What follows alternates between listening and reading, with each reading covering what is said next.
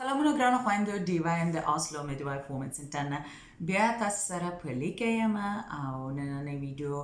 به ډېر لنډه ویډیو یې ځکه چې روژه ده کیدای شي چې خسته اوسئ او نه غواړم چې تاسو خسته شئ به خصوص امیدوارم دی نننۍ موضوع ما غوښتلې چې په یو څو نقطو باندې یا څو کرښو باندې تاسو ته معلومات درکم او هغه کرښې دا دي چې د جهان په سطح باندې دا کرښې د امیدوارو ښځو لپاره او عامله‌دارې ښځې او په بار درنې ښځو لپاره دا کرښې په ټول جهان کې یعنې ټول دنیا کې دا منل شوي کرښې دي چې باید خیال وساتل شي دې کرښو ته باید متوجه اوسي دا کرښې چې دي دا د یو ګایډ لاینز یعنې د یو لارښود څو جملې لارښودونکې څو جملې دي چې څوک هره ښځه باید د شروع د عامله‌دارۍ نه تر آخر د عامله‌دارۍ پورې خیال وساتي او په یاد چې دا څنګه خپل صحت خپله مراقبت وکړي یعنی څنګه خیال وساتي اولین دا ده چې اکثر ځای کې خو په اروپایي ښارونو اروپایي مملکتو کې هر عامله‌داره ښځه یا امیدواره ښځه هغې ته کارډونه ورکول کېږي هغوی کارډونه په دې شکلونه په دې شکلي او داسې په دې رقم سره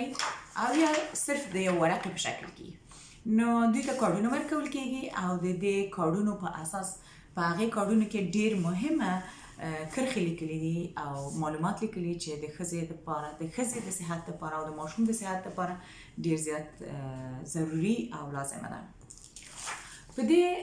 ګایډ لاینز کې یا په دې کتاب کې لارښود کتاب کې څو شیونه چې ډېر زیات مهمه دي د ټول نه مهمتره دا ده چې که چیرې تاسو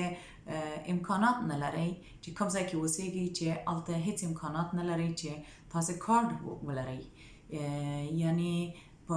کلینیکو کې رواج نشته د کارډ ورکولو د عامله‌دارو یا امیدوارو میندو دپاره هغوی صرف چیکاپ ته ځي او راځي لیکن کوم کارډ نه لري نو تاسو داسې وکړئ چې کور کې خپله دا کارډ جوړ کړئ کور کې یو قلم او یو کتابچه وړوکې کتابچه راواخلئ او قلم راواخلئ او په هرې صفحه کې د کتابچې مثلا د شروع د میاشتې چې کومه میاشت ده نومونه د میاشتو ولیکئ او کومه ورځ چې تاسو چیکاپ ته ځئ هغه چیکاپ ځان سره ولیکئ او یا خپل ډاکټر ته ووایاست یا قابلې ته چې په هغې کې تاسو د چیکاپ نتیجه یعنې تاسو د معایناتو نتیجه وبخښئ چیکاپ وایم معایناتو نتیجه تاسو ته ولیکي او دا ورونو ته هم وایم هغه ورونه چې خپل مسؤلیت لري د خپلو میرمنو او یا کور کې د نورو ښځو مسؤلیت په غاړه وي چې کورنۍ کې ورېنداري خوري مسؤلیتونه یې په غاړه وي چې دا نارینه باید دوی بوځي ډاکټر ته او یا یې بوځي کلینیکو ته نو هغه ورونه ته هم دغه نقطو ته ډېر زیات متوجه وي کله چې پوهېږي چې کور کې یو میرمن یو میرمنه امیدواره ده دا ډیره مهمه ده په دې کارت کې به تاسو څه وکړئ چې اول کار چې کوئ په دې کارت کې به تاسو خپل نوم لیکئ خپل نوم به لیکئ خپل ټلیفون شمیره ورسره ولیکئ خپل د کوڅې ادرس یا د کلي ادرس چې کوم ځای کې اوسېږئ کومه منطقې کې اوسېږئ د هغې نوم به ولیکئ او خپل د خاوند نوم لیکئ او خپل د خاوند شمیره ورسره لیکئ او یا دا چې د کورنۍ نور غړي که څوک تاسو سره چې مسؤلیت مو لري او ډاکټر ته مو بیایي د همغه کس شمیره او نوم ولیکئ هغه ولې باید ولیکل شي ځکه چې کله چې که خدای ناخواسته یو امیدواره ښځه راغورځي په مځکه او یا یو ځای ته روانه یا چا کره تلي یو ځای ته تلي او بېهوشه کېږي نو دلته امکانات شته څوک وګوري چې د دې سره کوم کارډ د دې په دستګاه کې آیا کوم معلومات شته چې دا د چا کومې کورنۍ پورې اړه لري څوک یې مسؤلان دي او یو شمیره شته چې دې شمیرې ته زنګ ووهي او د تاسې د کورنۍ غړو سره ژر تر ژره په تماس کې شي دا یوه ښېګڼه ده بله ښېګڼه یې دا ده چې د تاسې ډاکټره او یا قابله هم کولی شي چې د تاسو د کورنۍ غړي سره په تماس کې اوسي که چیرې تاسو وغواړئ نو او تاسو خپل شمیره هیڅ وخت مه هېروئ چې حتما یې پکې ولیکئ دا ډېر زیات مهمه ده د یو عاملې او یا د امیدوارۍ مور دپاره. د خاوند نوم ضروري ده چې باید پکې ولیکئ چې د ماشوم د پلار نوم څه شی ده او کوم ځای کې کار کوي او څه شی ټلیفون شمیره ده. بل د دې ترڅنګ خپل د ډاکټر او یا د قابلې نوم ولیکئ. اول ښېګڼه خو دا ده چې ستاسو به هم په یاد وي چې نوم یې څه شی ده. دویم دا ده چې د تاسې کورنۍ غړو ته به دا معلومات وي چې کوم ډاکټر ته تاسې ځئ، کومې قابلې ته تاسې ځئ، هغوی ته به هم معلومات وي. او دریم دا چې کله تاسو چې خپل د قابلې او یا د ډاکټر نوم او ادرس او یا شمیره مو لیکلي، نو تاسو ته به ډېر اسانه وي چې ورسره ارتباط ونیسئ. که کور نه ورته زنګ وهئ یا وخت نیسئ یا اپاینټمنټ اخلئ، نو تاسو ته به ډېر اساني د دې کار ده چې په یاد به مو وي، هر ځای کې به پسې نه ګرځئ. بل د ټولو نه مهمه خبر دا ده چې تاسې که چیرې عامله داري ستاسې دویم ماشوم وي او یا ستاسې دریم ماشوم وي، نو تاسو به دې ته متوجه یاستئ چې د تیرې عامله دارۍ کیسه چې آیا ماشوم مو څنګه پیدا شه، نورماله ولادت مو کړی وه، هغه که ټول شی نورمال او حاجت نه لري په دې کارت کې ولیکئ. لیکن که تاسو په یاد یا فکر کوئ چې نه د ما ماشوم ډېر زیات کمزوری و او ډېر وزن یې کم و، نو د هغې په هکله باید تاسو معلومات ورکړئ، ځکه چې د تاسو نوې امیدواري چې ده هغه د هغې سره پرتله کیږي. دویم دا چې خپل مثلا که تاسو کوم ناروغي تاسو ته پیښه شوي په امیدوارۍ کې د تیر ځل ماشوم یا تیر امیدوارۍ ده، هغه هم ولیکئ، ځکه چې بیا د تاسو خیال ساتل کیږي په روغتون کې په کلینیک کې چې تاسو باندې یو حالت یا یو ناروغتیا په امیدوارۍ کې مخکې نه تیره شوې، لکه د شکرې ناروغي، لکه د فشار ناروغي، لکه پریکلمسیا چې ورته وایي چې د زهري ناروغي ده چې ښځو وجود کې زهري ناروغي جوړوي، مثلا هورموني ناروغي چې تایراید ورته وایي چې د هغې ناروغي ده، مثلا د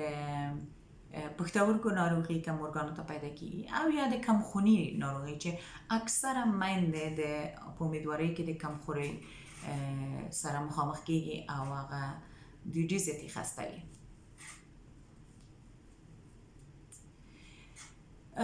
بل که خویندې چې اولا امیدواري، نو دوی باید چې د اولې ورځې نه خپل د ډاکټر او قابلې سره چې تماس کې کیږي خپل ټول چیک اپ او یا خپل ټول معاینات وکړي، چې هغه د وینې معاینات دي، چې مخصوصه معاینات دي چې کوم د وینې معاینات باید وشي په اولې عامله دارۍ کې یا دویم هر عامله دارۍ کې باید وکړي. لیکن ښځې چې اول ځل امیدواره کیږي خویندې، هغوی باید دې ته ډېر زیات متوجه اوسي چې خپل ټول معاینات سرته ورسوي او چیکاپونه یا معاینات وکړي، د وینې معاینات بخصوص، او دا کارت ځانته خپل ځانته ډک کړي. بل دا ده چې خپل د غذا خیال دې وساتي چې غذا ډېر زیات رول لري. که کومه ناروغي لري د مخکې نه، چې مثلا د مخکې نه کومه ناروغي لري، یا سردرد یا شکره چې مخکې مې ویلې، او یا نورې ناروغیانې هم ښځې یا خویندې شته چې مخکې نه هم دوی دا ناروغیانې لري او اوله امیدواري، نو هغه باید لازمه تاسو خپل د ډاکټر او یا قابلې سره شریک کړئ او یا یې ولیکئ ځان سره، چې تاسو ته هم معلومات وي او دوی ته هم معلومات وي. که چیرې تاسو ناروغه کیږئ، نو هغوی دې سره بیا پرتله کوي او ګوري چې تاسو د مخکې نه هم یو ناروغي درلودله. دې کې هیڅ شرم نشته چې څوک ووایي چې کومه ناروغي چا د مخکې نه درلودله، ځکه چې بخصوص په امیدوارۍ کې، ځکه چې امیدواري کې ډېر شیونه تغییرات د ښځې په وجود کې راځي، چې هغه فزیکي تغییرات دي، هغه هورموني تغییرات دي، هغه فکري تغییرات یا اثرات دي چې پرې وځي. نو د موږ په فیسیولوژي کې، یعنې د موږ په ټول بدن کې ډېر زیات تغییرات راځي چې هغه ډېر رول لري. که چیرې د موږ یوه خور یا یو مور د مخکې نه کوم ناروغتیا لري او هغه نه غواړي هغه پټه کړي، نو دا ورته ډبلیږي، دا ورته زیاتیږي په امیدوارۍ کې او دا به ډېره زیاته ستړې کړي. نو د دې لپاره ډېر زیات متوجه اوسئ چې دا خپل معاینات او خپل ډاکټر سره او یا قابلې سره صادقانه خبرې وکړئ خپل په هکله. او بل دا چې که کوم کورنۍ ناروغتیا وي، مثلا د تاسې خاوند کیدای شي چې د زړه ناروغتیا ولري، هغه حتما د خپل ډاکټر سره شریکه کړئ، ځکه چې په ماشوم باندې ماشوم ډېر شیونه خپل د مور او پلار نه اخلي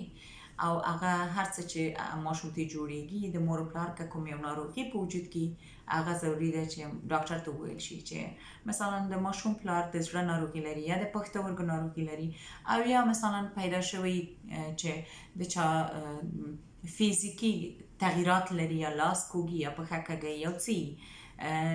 یا چې هغې ته موږ کروموسوم شیونه کروموسوم تغییرات وایو یا پیدایشي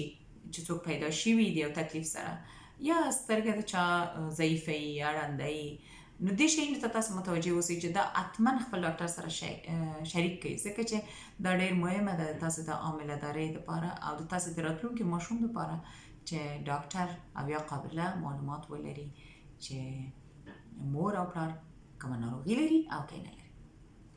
نو راتلونکي ویډیو کې به انشاءالله چې زه بیا تاسو ته د دې په هکله د دې موضوع په هکله نورم د ډېر ډیټیل سره او یا د ډېرو معلومات سره تاسو سره بیا مخامخ کېږم. که کومه پوښتنه بیا هم لرئ لطفا راته راویلې کړئ، زه به خوشحاله شم او د